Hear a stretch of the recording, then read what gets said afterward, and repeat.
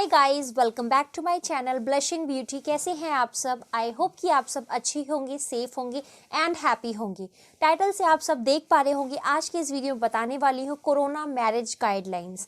जी हाँ, आज की इस वीडियो में बताने वाली हूँ corona guidelines for bride to be. मतलब अगर आपकी शादी होने वाली है तो आपको कौन सी टिप्स फॉलो करनी है इस कोरोना के टाइम पे। कोरोना से बचाव के लिए कुछ मैं उपाय लेके आई हूँ। अगर आपकी खुद की शादी है या आपके घर में किसी की शादी है तो उस टाइम पे आप कौन से सेफ्टी टिप्स फॉलो करें ताकि आप खुद को बचाव कर सकें। तो आइए वीडियो को शुरू करते हैं। अगर आप मेरे चैनल पर पहली बार आए हैं तो इस चैनल को सब्सक्राइब कीजिएगा, मेरे वीडियो को एक लाइक कीजिएगा एंड प्लीज़ एक कमेंट करके ज़रूर बताइएगा कि आपको ये टिप्स यूज़फुल लगे या नहीं लगे। एंड प्लीज़ अपना ख्याल रखिएगा, सेफ रहिएगा एंड अपनी फैमिली का भी ख्याल रखिएगा। आइए वीडियो को करते हैं शुरू।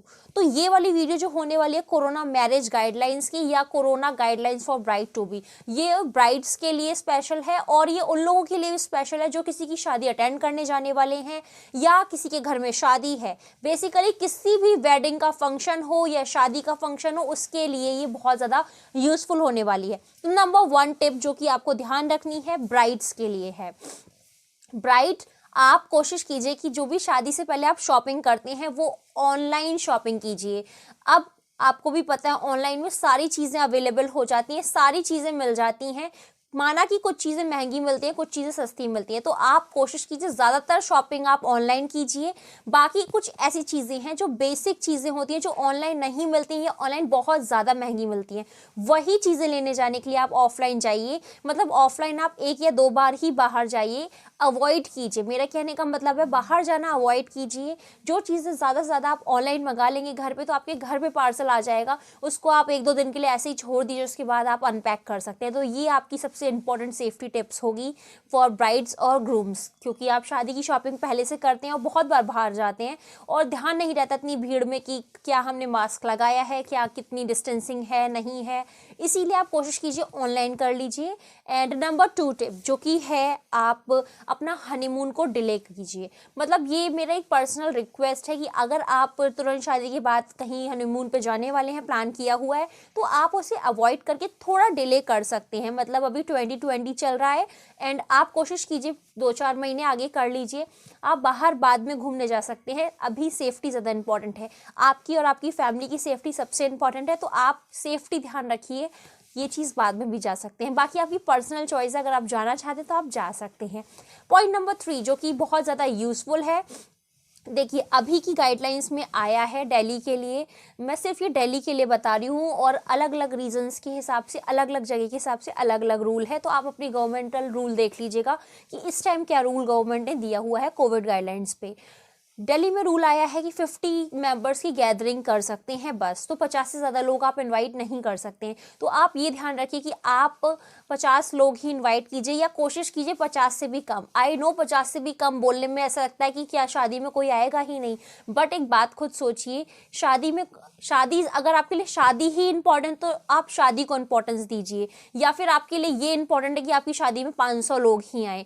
अगर आपके लिए शादी इम्पॉर्टेंट है तो आप शादी को ही देखिए, सेफ्टी को देखिए, क्योंकि जब सब सुरक्षित रहेंगे ना तो सब खुश रहेंगे, सबका आशीर्वाद मिलेगा। इसीलिए आप कम से कम लोग बुलाइए। अगर आप 10, 12, 15 लोगों में भी कर सकते हैं तो आप कम से कम लोगों में करिए, क्योंकि इस टाइम सेफ्टी ज़्यादा इंपॉर्टेंट है। आगे बढ़ते हैं एंड बताते हैं बहुत ज़्यादा इंपॉर्टेंट है पॉइंट नंबर 4, डेस्टिनेशन वेडिंग। जैसे कि आपने सुना होगा कि आपके शहर के बाहर जाके अगर आपकी शादी हो रही है, बाहर से किसी होटल से है, किसी आउट ऑफ स्टेशन है या आउट ऑफ कंट्री, मेरे हिसाब से कंट्री में तो नहीं होती है, बहुत ही रेयर लोगों की होती है आउट ऑफ कंट्री। आपकी इंडिया में ही होगी जहाँ तक है। अगर आपकी इन इंडिया है, कहीं बाहर की रीजन्स में है, आउट ऑफ स्टेशन है, तो उस टाइम पे आप देखिए, सबसे पहले आपको ये देखना है कि वो शादी जो भी फंक्शन में आप जाने वाले हैं, आपका खुद का फंक्शन है, ये ध्यान रखिएगा, आपका खुद का फंक्शन है या फिर आप कोई गेस्ट हैं वहाँ पे। अगर आपका खुद का फंक्शन है तो आपके बिना तो काम चलेगा नहीं, आपको तो जाना ही जाना है, ठीक है। अगर आप कोई गेस्ट हैं, दूसरी बात, अब गेस्ट में भी आप ये देखिए आप बिल्कुल क्लोज गेस्ट हैं, जैसे कि अगर आप दूल्हा दुल्हन के माँ बाप हैं, भाई बहन हैं, तो आपका जाना बहुत ज़रूरी होगा, क्योंकि भाई बहन माँ बाप का जाना बहुत ज़रूरी हो जाता है। लेकिन अगर आप कोई दूर के रिश्तेदार हैं कि दुल्हन की मौसी के बेटे, दुल्हन की मौसी के कोई दूर के रिश्तेदार हैं, मैं किसी पर्टिकुलर को नहीं कह रही हूँ, प्लीज़ आप पर्सनली मत लीजिएगा, मेरी बात को बिल्कुल दिल से मत लगाइएगा। मैं फॉर एग्जांपल दे रही हूँ कि आप कोई दूर के रिश्तेदार हैं तो देखिए आप कोशिश कीजिए कि आप अवॉइड करें। इस टाइम आपके लिए भी सेफ्टी ज़्यादा इंपॉर्टेंट है रेदर देन की फंक्शन। तो आप बाद में मिलके आशीर्वाद दे सकते हैं, बाद में मिलके गेट टुगेदर प्लान कर सकते हैं, लेकिन अभी सेफ्टी ज़्यादा इंपॉर्टेंट है। तो आप कोशिश कीजिए, अगर आप दूर के रिश्तेदार हैं तो ना जाएं। अब बात आती है अगर आप पास के रिश्तेदार हैं, बिल्कुल क्लोज रिलेशन में हैं, तो आप किस तरह से बाहर जाएं।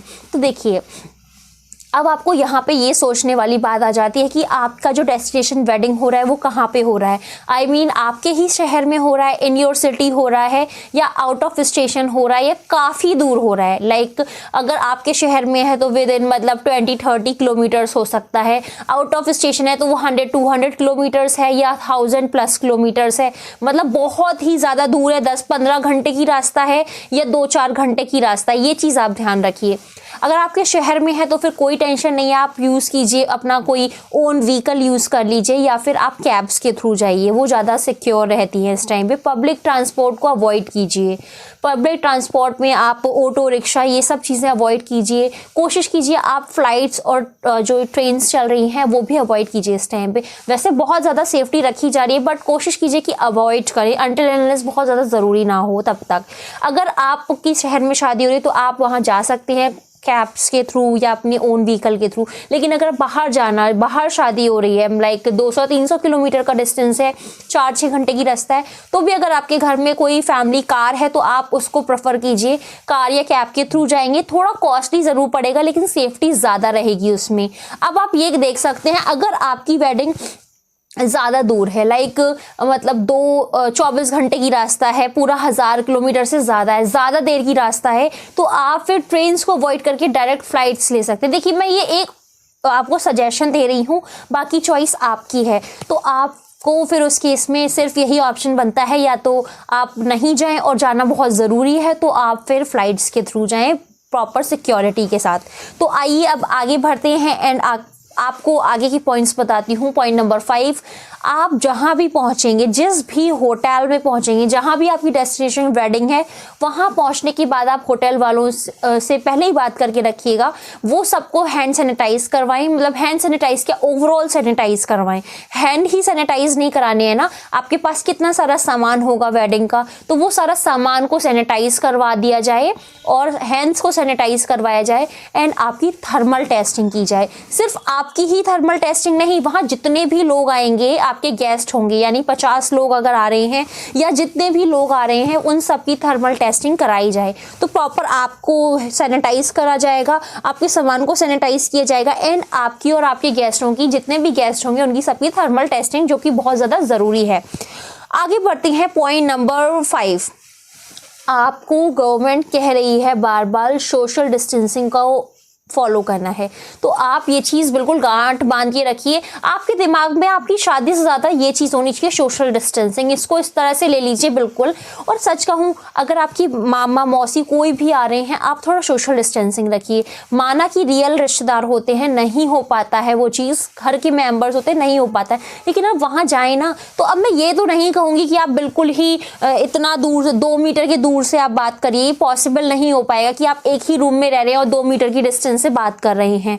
माना ये अगर पॉसिबल नहीं हो पाएगा तो आप ये कोशिश कीजिए, जब भी आप अपने गेस्ट से मिलें, जो भी आप बातचीत करें, पास में भी करें ना, इतना दूर इतना पास से कर रहे हैं, अगर इतना पास से भी बातचीत कर रहे हैं तो आप खुद के मास्क लगा लीजिए, उनके भी मास्क लगवा दीजिए और आप खुद के मास्क लगा दीजिए। अब आप ये गलती मत कीजिएगा कि सिर्फ ऐसे मास्क लगाएं, आप ये बिल्कुल भी मत कीजिएगा। आई रिक्वेस्ट यू, मैंने बहुत सारे लोगों को देखा है जो ये गलती करे, प्लीज़ आप ऐसा मत कीजिए। या तो मास्क मत लगाइए और लगाना है तो प्रॉपर ऐसे लगाइए, आपकी नोज़ और माउथ दोनों चीज़ कवर होनी चाहिए। तो आप जब भी किसी से बात करें उस टाइम पे आप खुद के और अपने गेस्ट से भी बोल दीजिए कि वो भी मास्क लगा लें, फिर आराम से आप 1 घंटे बात कर सकते हैं। और वैसे भी कोशिश कीजिए ज़्यादा बात ना करें, शादी का अटेंड करने तो शादी अटेंड कीजिए, बिल्कुल बात मत कीजिए।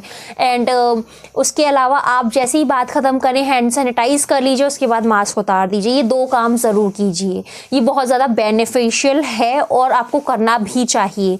एंड आगे बढ़ते हैं पॉइंट नंबर 6 मैं आपको बताती हूँ। देखिए, अगर आप गेस्ट हैं, देखिए एक पॉइंट है जो कि ब्राइड के लिए है।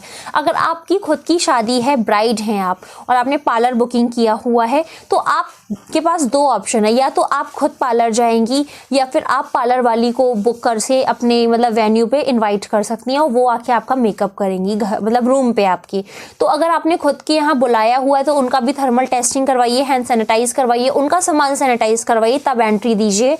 एंड जब भी वो आपको मेकअप कर रही होंगी आपके रूम में तो उनसे बोलिए प्रॉपर हैंड सैनिटाइज के बाद वो अपना मतलब फेस मास्क लगा लें अच्छे से, उनको डबल फेस मास्क लगवा दीजिए आप सेफ्टी के लिए, क्योंकि आप नहीं लगा पाएंगे, आपका मेकअप हो रहा होगा। ठीक है, ये तो बात रही कि जब आपकी जो भी हैं आपकी मेकअप आर्टिस्ट वो आपके वेन्यू पे आएंगी। बट अगर आप खुद पार्लर जा रही हैं उस केस में क्या करना है, आपको बाहर जाना पड़ेगा, तो आप बाहर जाएंगी तब वहाँ सेम चीज़ आप वहाँ कीजिए। आप खुद के तो मास्क नहीं लगा सकती हैं, आप उनसे बोल दीजिए हैंड सैनिटाइज करके वो अपने फेस मास्क लगा लें, डबल लगा लें चाहे तो, फॉर सेफ्टी कंसर्न। कायदे में तो ये कहता है कि पार्लर वालों को ये चीज़ खुद ध्यान रखनी चाहिए कि कोई मिस्टेक ना हो, सेफ्टी कम्स फर्स्ट, तो आपको ध्यान रखनी ये चीज़ें।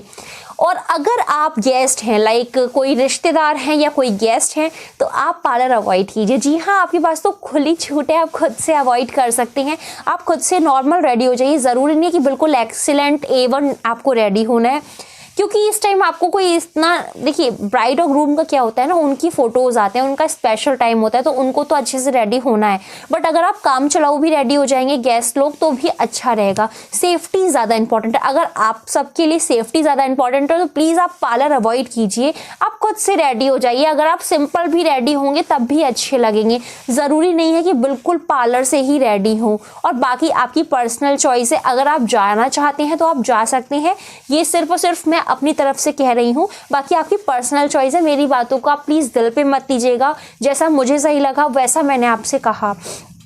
आगे बढ़ते हैं। पॉइंट एक ये भी था कि जैसे आप 50 लोगों को इनवाइट कर रहे हैं तो कोशिश कीजिए अगर 20 लोगों में ही काम चल रहा है तो 20 लोगों में ही कर लीजिए शादी। ज़रूरी नहीं है कि 50 लोगों को बुलाएं। देखिए 50 लोग तो आप कैसे भी कर लेंगे अपने गैदरिंग में, लेकिन प्रॉब्लम ये 50 लोग अगर आ रहे हैं आपकी शादी में तो 50 लोग 50 जगह से ही तो आएंगे। ऐसा तो नहीं है कि सब आपके घर में ही रहते होंगे 50 के 50, नहीं ना, 50 गेस्ट 50 अलग अलग जगह से आएंगे। अब वो कहाँ से किस तरह से आ रहे हैं ये नहीं पता, तो सेफ्टी ज़्यादा इंपॉर्टेंट है। इसलिए कोशिश कीजिए कम से कम लोगों को बुलाने की, बहुत कम लोगों को बुलाइए और बहुत ही ज़्यादा सेफ्टी के साथ अपना प्लान कीजिए। अब आपको ये भी ध्यान रखना है जिस होटल में आप रुके हुए हैं वहाँ के होटल का स्टाफ, उनको भी आप थर्मल टेस्टिंग के लिए बोलिए, उनकी थर्मल टेस्टिंग करवाइए। एंड जो केटरिंग वाले आ रहे हैं उनकी थर्मल टेस्टिंग करवाइए। कोशिश कीजिए ज़्यादा भी इन्वॉल्व ना करें इसमें मेंबर्स की, आप कैमरामैन अलग बुला रहे हैं, केटरिंग वाले अलग बुला रहे हैं, डेकोरेशन वाले अलग बुला रहे हैं, क्लीनिंग वाले अलग आ रहे हैं, पंडित जी अलग आ रहे हैं, वीडियोग्राफी अलग चल रही है, आपकी फ़ोटोशूट, पता नहीं क्या क्या चल रहा है। इतने सारे लोग, 50 लोगों से ज़्यादा तो वो यही सारे लोग हैं। अब आप समझ पा रहे होंगे, होटल वाले भी होंगे। तो कोशिश कीजिए बहुत ज़्यादा आपको स्टाफ ऐसा नहीं इंक्लूड करना है।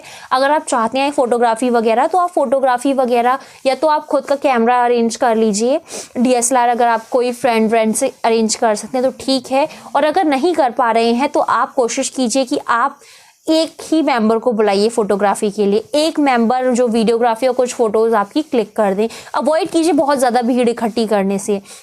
या तो 2 लोगों को भी बुला रहे तो उनको भी बाकायदा बुलाइए और प्लीज़ सेफ्टी का ध्यान रखिए, दूर रहिए। सबसे इम्पॉर्टेंट चीज़ यही है कि आप बस भगवान से दुआ करिए, सुरक्षित रहिए एंड बस अच्छे से एंजॉय करिए, लेकिन सोशल डिस्टेंसिंग ज़रूर रखिएगा। अपने हैंड्स को बार बार सैनिटाइज कीजिए, बार बार सोशल डिस्टेंसिंग का ध्यान रखिए, हर मिनट आप अपना ध्यान रखिए। और अपने साथ साथ अपने आसपास के जो आपके रिलेटिव्स हों उनको भी मना कीजिए कि अगर आपने मास्क नहीं लगाया तो मास्क ज़रूर लगाएं।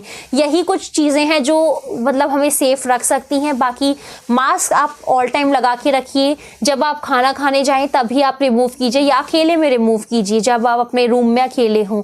ऐसे आप सबके साथ जब बातचीत कर रहे हैं तो मास्क लगा के रखिएगा। ये थोड़ा ऑकवर्ड ज़रूर लगेगा शादी में, लेकिन यही एक तरीका है कोरोना से बचाव का। तो प्लीज़ आप इस वीडियो को ज़्यादा से ज़्यादा लोगों को शेयर कर दीजिएगा ताकि वो लोग भी इन टिप्स को फॉलो कर सकें, जान सकें क्या सेफ्टी टिप्स हैं शादी के लिए।